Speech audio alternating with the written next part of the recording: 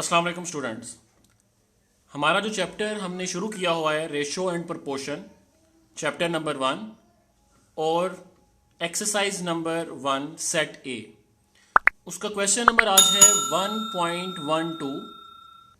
A farmer has 840 acres of land for planting rice, wheat, cotton and fodder in the ratio of 5, 4, 3, 2 respectively. What are the acres used for each crop?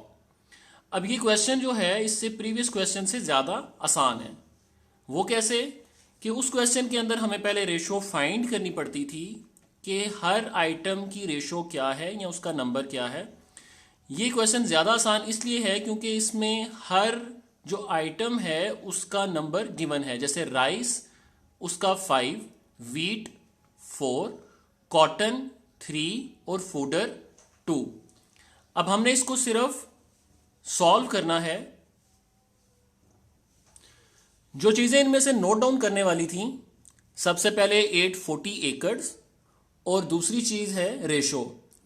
जो question है what are एकड़ use for each crop. अब हर crop के लिए हम देखेंगे कि कितनी एकड़ ज़मीन जो है लैंड इस्तेमाल हुआ है। तो सॉल्यूशन की तरफ आते हैं। तो सॉल्यूशन में सबसे पहले हम लिखेंगे टोटल एकड़्स लैंड 840। जो चीज़ डिवाइड करनी है उसको सबसे पहले लिख दिया। इसके बाद हम लिखेंगे गिवन रेशो। गिवन रेशो है 5, रेशो 4, रेशो 3, रेशो 2। अब हमें इस रेशो को सॉल्व नहीं करना पड़ा क्योंकि ऑलरेडी ये गिवन थी। इसके बाद हम करेंगे सम ऑफ रेशो।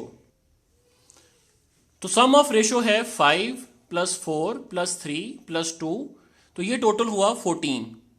अब हम हर उस चीज का आंसर निकालेंगे जिसके लिए क्वेश्चन पूछा गया था, यानी राइस, वीट, कॉटन और फूडर का आंसर निकालेंगे। तो राइस की रेशो थी 5, उसको हमने डिवाइड किया है सम ऑफ रेशो यानी कि 14 मल्टीप्लाई बाय जो एकड़्स इनके दरमियान में डिवाइड करनी थी उसके साथ। तो given ratio divide by sum of ratio multiply by the acres. तो इनका आंसर अब सब चीजों का हम निकालेंगे। तो राइस का आंसर निकला है 5 divide by 14 multiply by 840, 300। Wheat का आंसर निकला 4 divide by 14 multiply by 840, 240। Cotton का आंसर निकला 3 divide by 14 multiply by 840 is equal to 180। और फूडर का आंसर निकला 2 divide by 14 multiply by 840 is equal to 120। अब 300, 240, 180 और 120 को अगर आप प्लस करें तो ये आंसर बनता है 840 जो हमने इनके दरमियान में तकसीम किया। तो ये था आज का आंसर। अब इससे रिलेटेड आप जो क्वेश्चन सॉल्व कर सकते हैं वो मैं लिख देता हूं। तो एक्सरसाइज नंबर 1.1 में से जो क्वेश्चंस आप इसकी तरह के कर सकते हैं जो भी मैंने सॉल्व किया 1.12, तो 1.3, 1.6, 1.9, 1.12 और 1.15। चूंकि 12 तो सॉल्व करके आपको दे दिया है तो आप बाकी 4 क्वेश्चंस को इसी तरीके से सॉल्व कर सकते हैं। अब जिस सवाल के अंदर स्टूडेंट्स को सबसे ज़्यादा प्रॉब्लम आती है वो रेशो की तीसरी टाइप है जिसके अंदर रेशो बाय में आती है। तो ये क्वेश्चन है 1.8 as state of rupees 1,68,000 is to be divided among the hires in the ratio of 1/4, 1/3, 2/5, 5/12. What is the share of each member? अब ये जायदाद है 1,68,000 की जो कि बच्चों के दरमियान में तकसीम होनी है। तो हम कंसीडर अब करते हैं कि 4 बच्चे हैं जिनके दरमियान में ये पैसे तकसीम होंगे। तो इसको किस तरह से तकसीम करेंगे या इसमें पहले हम रेशो कैसे सॉल्व करेंगे तो वो देखते हैं। तो बाकी क्वेश्चंस की तरह ही हमारा सॉल्यूशन स्टार्ट होगा। स्टेट टू बी डिवाइडेड 1,68,000 जो पैसे हमने तकसीम करने हैं बच्चों के दरमियान में। अब हर एक का शेयर हमने लिख दिया है कि एग्जाम्पल के तौर पे ये जो 4 बच्चे थे ये A B C D हैं। तो ए का हिस्सा है 1/4, बी का हिस्सा है 1/3, सी का हिस्सा है 2/5 और डी का हिस्सा है 5/12। अब ये सॉल्व करने के लिए जब बाय में क्वेश्चन आ जाए तो सबसे पहले हमने इसका एलसीएम निकालना होता है। तो पहले एलसीएम निकालते हैं। तो एलसीएम निकालने के लिए हम हर रेशो के डिनोमिनेटर को लिखेंगे 4, 3, 5 और 12। अब ये किस नंबर के ऊपर सबसे पहले सॉल्व होगा उस नंबर को लिखते हैं। तो हमने एलसीएम 2 से स्टार्ट किया। 2 2 ज़ा 4, 2 3 पे नहीं जाता तो 3 एज इट इज नीचे आ जाएगा। 2 5 पे भी नहीं जाता तो 5 भी एज इट इज नीचे आ जाएगा। और फिर 2 6 ज़ा 12। नेक्स्ट हम अगेन 2 से ही ट्राई करेंगे क्योंकि अभी भी कुछ नंबर्स हैं जो 2 पे डिविजिबल हैं। जब 2 से दोबारा किया तो 2 1 ज़ा 2, 3 पे 2 का टेबल नहीं जाता तो एज इट इज 3 नीचे आ जाएगा। 5 पे भी नहीं जाता तो 5 भी एज इट इज नीचे आ जाएगा। और देन 2 3 ज़ा 6। अब कोई भी नंबर ऐसा नहीं है जो 2 पे डिविजिबल है तो हम 2 से नेक्स्ट स्टेप लेते हैं 3 की तरफ। जब 3 से हमने सॉल्व किया तो 3 1 ज़ा 3, पहले 1 तो एज इट इज नीचे आया, फिर 3 1 ज़ा 3, 5 का टेबल 3 पे नहीं जाता तो 5 एज इट इज नीचे आ गया और फिर 3 1 ज़ा 3। अब 3 पे भी कोई नंबर नेक्स्ट ऐसा नहीं है जो जा सकता है तो हमें 3 से एक स्टेप आगे जाना पड़ेगा और वो नंबर है 5।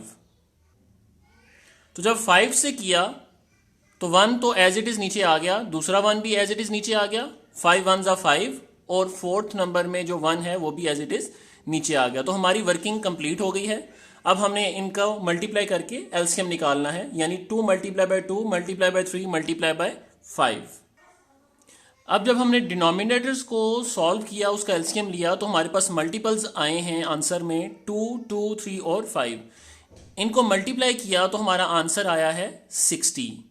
तो हमारा एलसीएम है इस वक्त 60, जो हम रेशो में जो भी हमारे पास गिवन थे नंबर्स उनके साथ हर नंबर के साथ मल्टीप्लाई करवाएंगे। ये रेशोज हमारे पास गिवन थी ए की 1/4, बी की 1/3, सी की 2/5 और डी की 5/12। और हमारा वर्किंग में जो आंसर निकला है एलसीएम का वो है 60।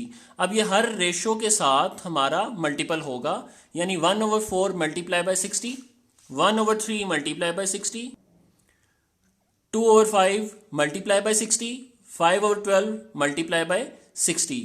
अब इसका आंसर निकालेंगे।